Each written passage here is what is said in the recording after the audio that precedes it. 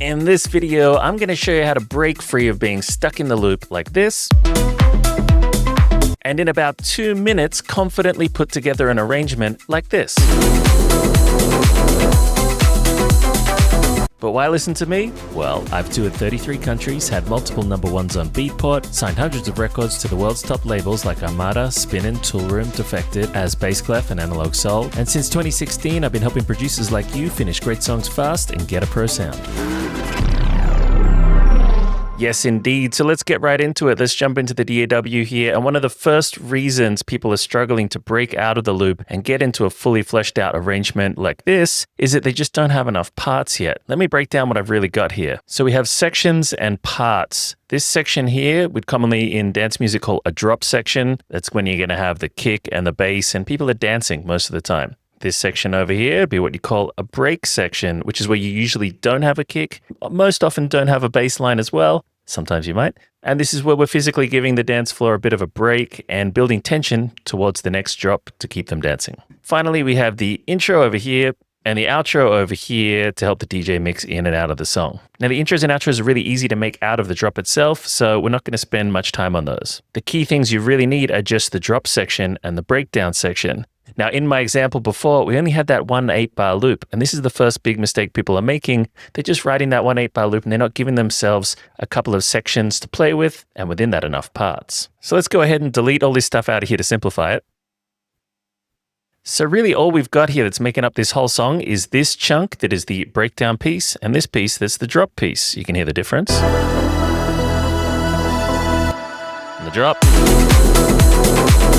Now, like I was saying, this is the first and most important thing you need to do is make sure you're working on these two sections concurrently. Whenever you're working on a sketch, sure, do your 8-bar loop, but also work on what's going to be that sort of roughly 8-bar loop of your breakdown as well. Then you can try them side by side. How do they feel flowing into each other?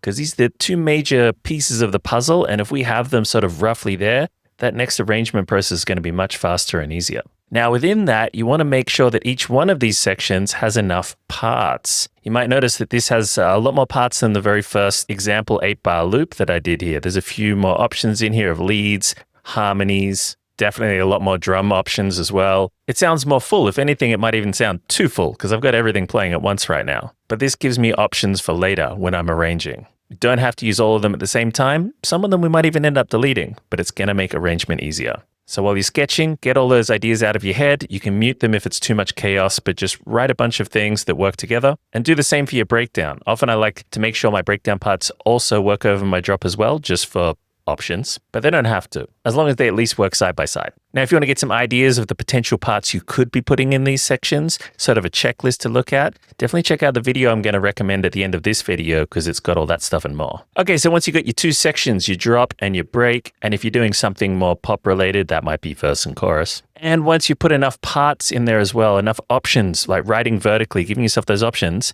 then we're going to move on to that arrangement step. And we're going to use a bit of a tweak on an idea that you might have heard of before, but in an enhanced way. So this idea is that we copy the arrangement from somebody else's track. Sounds good in theory, right? But here's the problem. Many tracks are outliers. They could have something weird going on in them in the arrangement that just seems to work just for that specific track and might not work so great for yours. So here's what I recommend doing instead. Instead of taking just one track, we need to take a lot of them. What I want you to do is go and find tracks in your genre, the kind of tracks you wish you wrote from big artists and big labels, preferably ones that are charting well as well too, but you can mix in a few personal faves as well, and aim for about 10 to 20 of these. I've got an example here of some tech house ones I was looking at, and I want you to go into each of them and make sure they're on grid, lined up and synced up into Ableton or whatever DAW you use, and we're going to work out the average arrangement that's happening here. Because this way we can discount those outliers. We can find out what is the common average that's happening. Because a little known fact is it's not your arrangement that's going to make you stand out and sound original against other artists. It's what you do within that. It's the music you write, the sounds you make and choose,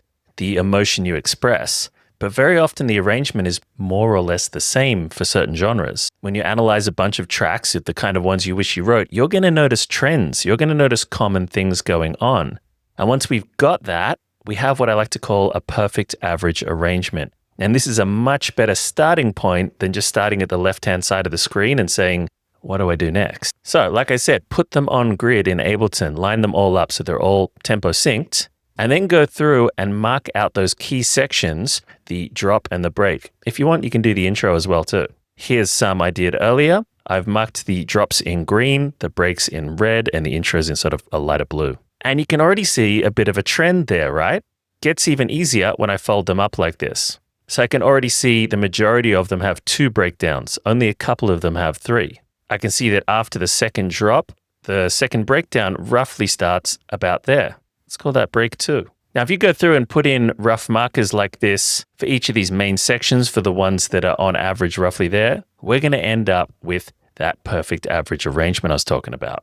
All right, I've gone through now and marked that out. We've got our intro, a sort of intro drop that leads into the break, the first breakdown area, the drop, break 2, drop 2, and outro. Now, I've just done these with these first tracks, but you'd obviously want to go through and finish them all off and try to find tracks that are roughly a similar length. You'll notice that some of mine are a little shorter like this. That's probably because those are more radio edits. That's something to keep in mind. You're going to need a different template, whether it's a radio edit or a club edit. So once you've deleted them all, then we've got our rough template. Now, I would say maybe double check that things are still at least in groups of 8 bars. You'll notice down here that my grid is set to 8 bars. And you can see these chunks are all changing in groups of 8 bars. That's going to keep things musically making sense throughout the song. Now, here's the magic bit. Once you've got that perfect average arrangement template from all the analysis you've done, and I know you might be thinking that sounds like loads of work, you only really need to do this once. Now, when we come to that stage where we've written our sections and our parts here, you can simply paste the drop bits into the drop section, the breakdown bits into the breakdown sections, and likewise for the intros, just copy over pieces of the drop and remove anything that's very melodic, chord progression based, or often the bass line as well too. You can check in your reference tracks to get an example. Bonus tip, your intros and outros are usually exactly the same thing in reverse. The intro is adding and building in, the outro is subtracting and building out. Keep these nice and simple in your club edits because really they're just there for the DJ to mix the song in and out. You don't want too many parts happening because this is going to get blended with another song. And there you go. In about 2 minutes, we have a rough arrangement. Like I'm saying, this is a much better place to start from than simply being over at bar 0 and having 8 bars and wondering what to do next. We're throwing our song into a rough shape that we're going to later refine. Now, you might think with some songs, this is not going to give you any flexibility. What if a certain song you're working on needs a longer breakdown for a vocal or for a build-up, or it needs a longer drop section for more hypnotic dancing or something? It's absolutely fine to adjust it and tweak it per that specific song. But I recommend you start this way just because it's quicker. Don't start from nothing. Start from a rough general template, so you know it's the average for your genre and what you're aiming for, so you're already in the ballpark. Now, I'm sure a few of you have noticed that this looks like a very simplified, blocky arrangement where we have the core blocks, but we don't have the detail of what's happening within them. Now, really, I would consider that the next step, and I refer to this as the flow stage. Once we've got this rough, blocky sort of arrangement, the flow stage is where we go through and make what's happening within them make sense for the song. And because we have loads of choice for all these parts here, we can quite easily do it subtractively, going through and deleting certain bits so that things are gradually increasing the way you want. Now, if you're not sure what to do there, a great place to start is to look at some of those arrangement reference tracks we loaded up before when we worked out our full arrangement template. Now go back and have a look at them and ask yourself, what are they doing in those sections? What parts do they start with? What ones get introduced over that time? Is there a difference between the way drop 1 starts versus the way drop 2 starts? And what happens within the breakdowns? You're effectively zooming in now, but we're starting from an easier, bigger picture first. Now, this video is already getting too long to explain the full flow stage. We're here to talk about arrangement today. But I think you'll pick up a lot from studying your reference tracks, and you'll often find that many of them simply just start to gradually increase more and more percussion. Or they might take a certain repeating lead or arpeggio and automate it to increase tension throughout certain moments. The flow stage is a great place to do that kind of automation because now we have perspective on what's happening where. It's also a great place to do your build-ups and any transitions to keep things flowing smoothly. You might also add some sound effects like crashes, rises, and so on. And once that's all done, you might end up with something like this.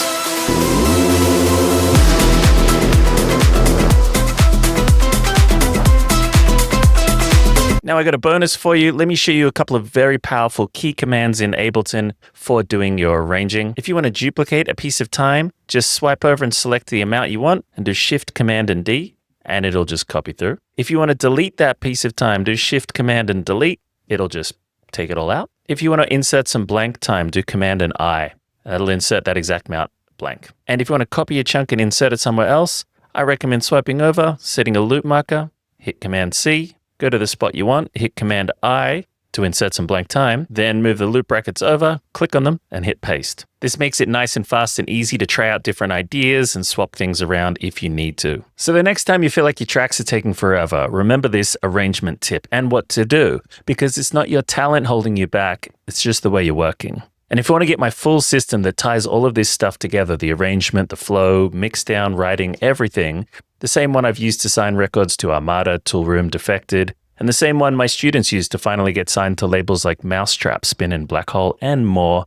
That's exactly what I teach in The Road to Mainstage. Now inside you'll get lifetime access to my complete release-ready workflow, the proven system to consistently finish tracks you're proud of, escape loop hell, and finally develop your own unique sound. Many of my students finish more music in the first 2 months than they did in the last year. Or if you'd rather do something one-on-one, we also offer one-on-one mentoring. And if you're not ready to dive in just yet, I've also got a free mini course called Supersonic Songs. It shows you how to start finishing more tracks every month, even if you've only got an hour a day. You'll get free checklists and cheat sheets that'll keep you on track and stop you wasting time on the wrong things. I'll link both of those down below. And if you just want to keep learning here on YouTube, check out this video on screen now, why your tracks take forever to finish and how to fix it. It's the perfect next step.